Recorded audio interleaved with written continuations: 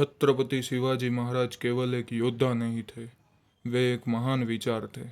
और इस विचार को जन्म दिया था उनकी माता जीजाबाई ने। जहां अन्य माताएं अपने बच्चों को राजाओं की चाकरी करने की सलाह देती थी, वहीं जीजाबाई ने शिवबा की आंखों में स्वराज्य का सपना बोया था। वे उन्हें रामायण महाभारत की कहानियां सुनाती थी। वे कहती थी, शिवा, याद रखना, तुम किसी की चाकरी करने के लिए नहीं, बल्कि पीड़ितों का सहारा बनने और इस धरती को अन्याय से मुक्त करने के लिए जन्मे हो। इन्हीं शब्दों ने शिवबा को शिवाजी महाराज बनाने की नींव रखी थी।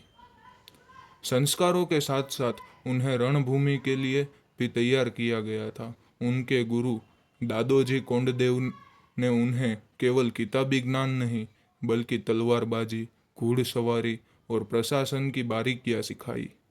उन्होंने सिखाया कि राजा केवल युद्ध से नहीं, बल्कि अपनी प्रजा के प्रति न्याय और नीति से महान बनता है।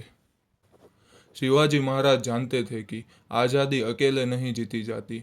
उनके पास सेना नहीं थी, लेकिन उनके पास तानाजी मालुसरे, येसाजी कंक और बाजी पासलकर जैसे वफादार साथी थे। ये वो लोग थे जो महाराजा के एक इशारे पर मौत के मुंह में कूदने को भी तैयार थे। महाराजा ने इन माउलों के साथ मिलकर सहादरी की पहाड़ियों में छापामार युद्ध की रणनीति बनाई। बिना किसी बड़े शोर शराबे के अपनी चतुराई और अदम्य साहस के साथ शिवाजी महाराज ने बीजापुर के कब्जे वाले तोरणा किले पर आक्रमण किया। देखते ही देखते किले के रक्षकों को धूल चटा दी गई और तोरणा की ऊंची चोटी पर पहली बार भगवा ध्वज लहराया। महाराज ने इस किले की विशालता को देखकर इसका नाम प्रचंडगढ़ रखा। साथियों, तोरणा की जीत केवल एक किले की जीत नहीं थी, यह स्वराज्य की पहली ईंट थी। यहीं से दुनिया को पता चला कि दक्खन में एक सिंह जाग उठा है। इस जीत के बाद महाराजा रुके नहीं। उन्होंने तोरणा से मिले धन का उपयोग राजगढ़ किले के निर्माण में किया और धीरे धीरे चाकन, सुभानमंगल और कोंडाणा जैसे किलों को जीतकर अपने साम्राज्य का विस्तार किया। हिम्मत और बुद्धि जहां मिल जाती है, वहां बड़ी से बड़ी सेना भी घुटने टेक देती है। वर्ष 1959 स्वराज्य पर ऐसा काला बादल मंडरा रहा था जिससे बचना नामुमकिन लग रहा था। बीजापुर की बड़ी साहिबा ने शिवाजी महाराज को खत्म करने के लिए अपने सबसे खूंखार और शक्तिशाली सेनापति अफजल खान को भेजा। 7 फीट लंबा वह दैत्य जैसा इंसान, जिसके पास 35,000 की विशाल सेना थी, उसने रास्ते में तुलजापुर और पंढरपुर जैसे पवित्र मंदिरों को तहस नहस कर दिया, ताकि महाराज क्रोध में आकर पहाड़ियों से बाहर आ जाए और उन्हें वह खुले मैदान में कुचल दे। महाराज जानते थे कि आमने सामने की जंग में जीतना मुश्किल है, इसीलिए उन्होंने गनीमी कावा यानी कूटनीति का सहारा लिया। उन्होंने अफजल खान को यह विश्वास दिलाया कि वह डरे हुए हैं और उसे प्रतापगढ़ की उन दुर्गम पहाड़ियों में आने के लिए आमंत्रित किया, जहाँ की हर गली और झाड़ी से महाराज के मावले वाकिफ थे। खान अपने अहंकार में अंधा होकर प्रतापगढ़ की तलहटी में पहुंच गया। 10 दिसंबर 1959 का वह दिन था। प्रतापगढ़ किले के नीचे भव्य सामियाना सजाया गया। शर्त यह थी कि दोनों निहत्थे आएंगे। अफजल खान ने अपनी लंबी कदकाठी का फायदा उठाकर महाराज को गले लगाया और अचानक अपनी बगल में दबाकर खंजर से उनकी पीठ पर वार किया। लेकिन महाराज तैयार थे। उन्होंने अपने कपड़ों के नीचे लोहे का कवच पहना था। जैसे ही अफजल खान ने वार किया, महाराज ने पलक झपकते ही अपनी आस्तीन में छिपा बाघनख निकाला और उस नरभक्षी का पेट फाड़ दिया। जैसे ही अफजल खान नीचे गिरा, महाराज ने इशारों से तोप दागने का आदेश दिया।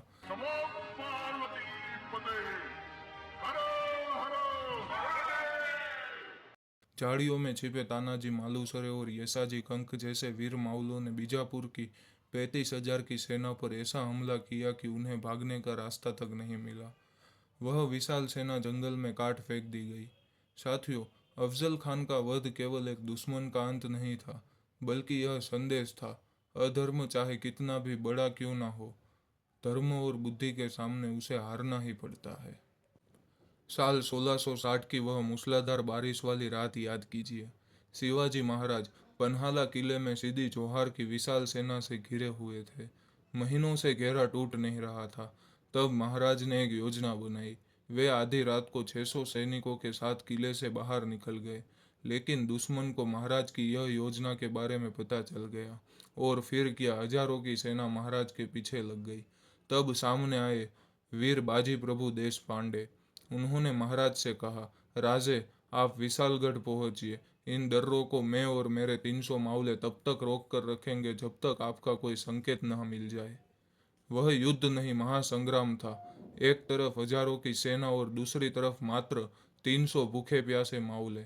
बाजी प्रभु के शरीर पर अनगिनत घाव थे, लहू बह रहा था, लेकिन उनके हाथ में तलवार बिजली की तरह चल रही थी।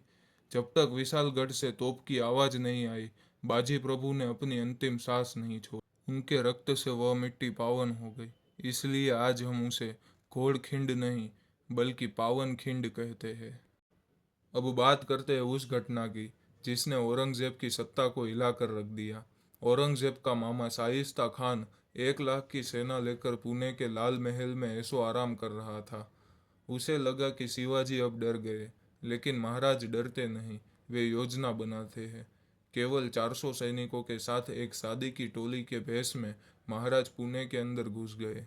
रात के सन्नाटे में सीधे शाइस्ता खान के शयन कक्ष पर हमला कर दिया। 1 लाख की सेना बाहर सोती रह गई और महाराज ने खान के महल के अंदर कोहराम मचा दिया। शाइस्ता खान जान बचाकर खिड़की से कूद गया, लेकिन महाराज की बिजली जैसी तलवार ने उसकी 3 उंगलियां काट दी। वह अपनी जान तो बचा ले गया, लेकिन मुगल साम्राज्य की इज्जत हमेशा के लिए मिट्टी में मिल गई। यह इतिहास की सबसे सफल और साहसी सर्जिकल स्ट्राइक मानी जाती है। साथियों, साल 1966 की बात है। मिर्जा राजा जय सिंह के कहने पर और स्वराज्य के हित में महाराजा औरंगजेब से मिलने आगरा पहुंचे, लेकिन औरंगजेब ने अपनी फितरत के अनुसार उन्हें धोखा दिया। भरे दरबार में महाराज को अपमानित किया गया और 5,000 सैनिकों के पहरे में नजरबंद कर दिया गया। पूरी दुनिया को लगा कि अब स्वराज का सूर्य अस्त हो जाएगा, लेकिन औरंगजेब यह भूल गया था कि उसने किसी साधारण राजा को नहीं बल्कि श्रीमंत योगी को कैद किया है। महाराज ने घबराने के बजाय अपनी बुद्धि का उपयोग किया। उन्होंने बीमार होने का स्वांग रचा और अपनी सेहत की दुआ के लिए साधु संतों को और गरीबों को मिठाई बांटने की अनुमति मांगी। महीनों तक मिठाइयाँ और फलों की टोकरियाँ पहरेदारों की आंखों के सामने से गुजरती रही, यहाँ तक कि पहरेदार भी लापरवाह हो गए थे। और फिर आया एक ऐतिहासिक दिन। महाराज और राजकुमार संभाजी मिठाई की टोकरी में छिपकर सुरक्षा के साथ घेरों को पार कर गए। जब तक औरंगजेब को खबर चली, सहाद्री का शहर उसकी पहुंच से कोसों दूर निकल गया था। आगरा से लौटने के बाद महाराजा ने अपने खोए हुए किलों को वापस जीतना शुरू किया। उनमें से सबसे महत्वपूर्ण था कोंडाणा का किला। उस अवैध किले को जीतने की जिम्मेदारी दी गई महाराजा के बचपन के सखा तानाजी मालुसरे को। तानाजी उस समय अपने बेटे की शादी की तैयारी कर रहे थे, लेकिन जब स्वराज्य का बुलावा आया तो उन्होंने कहा, पहले कोंडाणा की शादी होगी, फिर मेरे बेटे रायबा की। आधी रात का समय था, घोर अंधेरा और सामने खड़ी थी कोंडाणा की सीधी चट्टान। तानाजी और उनके मावलों ने इस दीवार पर चढ़कर मुगलों पर बिजली की तरह हमला किया। घमासान युद्ध हुआ। तानाजी ने अदम्य साहस का परिचय दिया, लेकिन उस युद्ध में तानाजी वीर गति को प्राप्त हुए। जब महाराज को खबर मिली कि किला तो जीत लिया गया है, लेकिन तानाजी नहीं रहे, तो उनकी आंखों में आंसू आ गए।